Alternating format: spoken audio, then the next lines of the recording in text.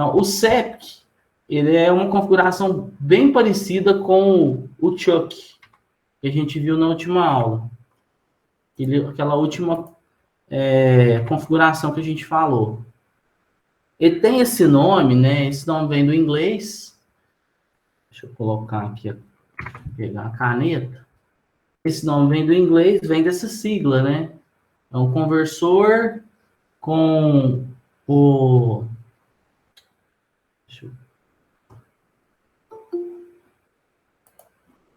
Ele é um conversor com indutor, né, no primário, numa configuração de referência única, né? Single-ended. No inglês eles usam muito isso aqui, né? Para os conversores de referência única. Normalmente conversores não isolados. Esse primário aqui não é bem, né? Porque, na verdade, a gente não tem um transformador. Tem uma versão que tem um transformador. Na verdade, um indutor acoplado na entrada, mas não é muito comum. O que é comum a utilização dele é sem esse indutor acoplado. Aí, esse primário se refere à indutância na entrada, né? Tem um indutor na entrada, tem um conversor com indutor na entrada, com referência única. Daí vem esse nome SEPIC, né? Ou em português aí muita gente fala CEPIC. A topologia dele é baseada no Buck-Bust, né? Ou Book-Bust. A gente viu aí que o Choke, né? Eu falei que na aula passada que o Choke e o SEPIC e o Zeta todos são baseados nessa topologia Buck-Bust, que é aquela topologia que a gente eleva e abaixa. Então, a gente tem, basicamente, como base, a topologia Buck-Bust. A grande maioria dos outros, a gente se baseia no Buck, né? Só que é um Buck, muitas das vezes, com um transformador, e aí a gente tem a relação de transformação. Então, a gente consegue elevar e rebaixar, né? Com um Buck com isolação, com transformador. Então, o SEPIC, o Chuck e o Zeta, mais o Flayback, são baseados no Buck-Bust. Todos os outros, né, todas as outras configurações são baseadas no Buck apenas. É um conversor padrão não isolado, existe a versão isolada, né, e ele trabalha com apenas uma chave, na configuração comum aí, né. Existem configurações em que a gente troca o diodo por um MOSFET, né, ou por um BJT, por uma chave. Normalmente é chamado acionamento síncrono, esse acionamento com duas chaves. Além disso, a gente, nesse caso aqui, ó, a gente tem a saída invertida, né, desculpa, não invertida, diferente do conversor Choke e do conversor Buck-Bust. Os dois têm saída invertida, o SEPIC não. Esse grupo de conversores aí, eles trabalham com potências baixas, a gente não costuma encontrar aí potências altas, e da mesma forma que os primos deles, né, o Chuck e o Zeta, eles possuem um capacitor acoplador, né? Então, no meio do caminho aí, coloca-se um capacitor acoplador. Daí esse capacitor acoplador vai fazer um intermédio de energia. Ele vai carregar em algum momento, pegando energia da entrada, em outro momento ele vai transferir essa energia para a saída. Então a gente tem um capacitor no meio do caminho. Bom, a configuração, né? Então a gente basicamente tem um indutor, chave, né? Veja que o indutor na entrada é o boost, né? O elevador. Nessa parte da saída, veja que a gente tem um indutor para referência, né, um diodo, um capacitor e carga. Isso aqui é típico, né? O capacitor é como se fosse a fonte de alimentação. É típico de um buck-bust. Então, essa configuração aqui é como se fosse um boost, ou um boost, né? Buck-boost.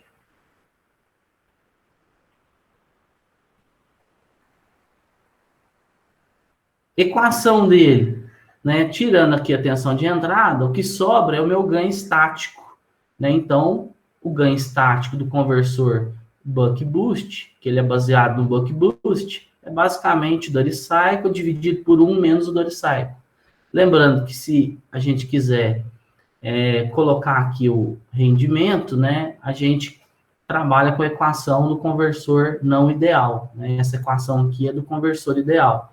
Então, se você souber, né, ou lembrar a equação do buck, do boost e do buck-boost, né, basicamente você vai fazer uma relação desses 3 conversores com todos os outros, porque todos os outros são baseados nos 3. Fazendo essa relação, você consegue, né, de uma forma comparativa, chegar na equação de qualquer conversor. Então, analisando aqui, ó, primeira condição, né, vamos considerar aqui, ó, positivo e negativo. Considerando a chave fechada, o que vai acontecer? Primeira coisa, vai surgir uma corrente, essa corrente vai vir aqui, ó, carregar o meu indutor, né? Então, aqui eu vou ter uma corrente nesse sentido. Então, o indutor vai carregar aqui, ó, positivo e negativo. Ao mesmo tempo, né, eu tenho que considerar que no outro momento, esse capacitor aqui, ó, carregou. Como esse capacitor carregou, a gente vai fazer a análise do outro momento, quando a chave estiver aberta. Aqui é com a chave fechada, estou considerando a chave fechada. O capacitor carregou com mais e menos. Essa energia armazenada no capacitor, ó, ela vai ser transferida para esse indutor aqui. Então, esse indutor aqui vai carregar com mais e menos. Então, com a chave fechada, eu vou carregar esse indutor, né? Vai haver aqui uma rampa de corrente. E, além de carregar esse capacitor, aqui eu tenho um curto, né? Eu vou criar um caminho para quem? Para que esse capacitor se descarregue nesse indutor. E esse diodo aqui, ó, tá aberto. Então, isso aqui é a primeira condição, que é com a chave fechada. Então, indutor carregando, o indutor L1 e o indutor L2 também carregando.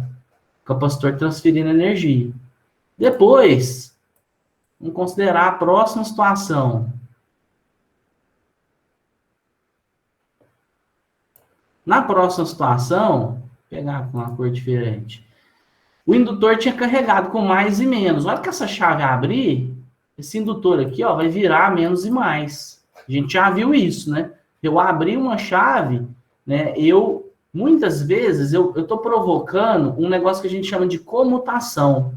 O que é comutação? Em eletroantipotência, comutação é o fato de você fazer a corrente, deixar de circular em uma malha e passar para outra malha.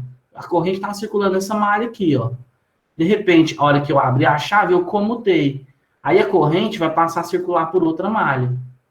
Aí o que vai acontecer aqui? Esse indutor, ó, vai carregar esse capacitor. Então, com a chave aberta, a gente vai ter um caminho. Né? Então, esse capacitor vai carregar, ó, mais e menos. Ele está descarregado, porque descarregou no indutor. Então, eu vou criar uma corrente, ó, que vai vir aqui, passar por aqui, polarizar esse diodo e alimentar a minha carga. E voltar aqui. E, da mesma forma, eu vou ter um outro caminho, porque esse indutor aqui que foi carregado com mais e menos, ele vai, né, produzir, né, nesse instante, nesse intervalo, menos e mais. Aí esse indutor também vai fornecer energia para o capacitor e para a saída. Então, eu tenho os dois indutores fornecendo energia para a saída. Só que nessa situação aqui, ó, tem um capacitor sendo carregado também. Então, esse indutor está carregando esse capacitor e fornecendo energia para a saída. Mas o elemento principal que está a energia do capacitor e alimentando a saída é o indutor 2 aqui, ó, que recebeu energia do capacitor no ciclo anterior. Então, eu tenho duas condições da mesma forma que eu tive anteriormente. Uma condição é que eu carrego esse cara e, em paralelo, o capacitor descarrega no indutor, L2. Depois, na outra situação, em que o L2 é o elemento principal para fornecer energia para a saída. E o capacitor e o indutor L1 está repondo energia no capacitor C, nesse capacitor de acoplamento. E esse capacitor aqui é o nosso capacitor que a gente chama de capacitor de acoplamento. Ele está acoplando a entrada pela saída. Nos outros conversores, a gente não tinha isso. Né? No buck, no boost, no buck boost, a gente não tem um acoplamento entre a entrada e a saída. Aqui, quem está acoplando é o capacitor. Não tem conexão direta da entrada com a saída. Tem que passar pelo capacitor. Certo? Então, esse aqui ó, é o princípio de funcionamento básico aqui do CEPIC. O que mudou? A gente tinha mudado o indutor pelo diodo, trocamos de lugar, muda bastante coisa. A equação final, ela continua a mesma. Né? Ah, mas como que eu sei chegar aqui na equação final? Aí tem que fazer a matemática, né? Coisa que a gente não vai fazer aqui para esse conversor. Porque eu queria passar só o princípio de funcionamento deles. Característica deles. Eu não coloquei aqui, né? Mas como a gente tem um indutor na entrada, a corrente de entrada, ela tem um ripple pequeno, né? Eu fico fazendo um ciclo de carga-descarga aqui. Então, minha corrente de entrada. Só que na saída, eu já tenho uma corrente com um ripple maior. Porque esse diodo fica desligando e ligando, desligando e ligando. Lembrando que eu não comentei, mas esses diodos, desses conversores, devem ser diodos fast ou diodos Schottky, né?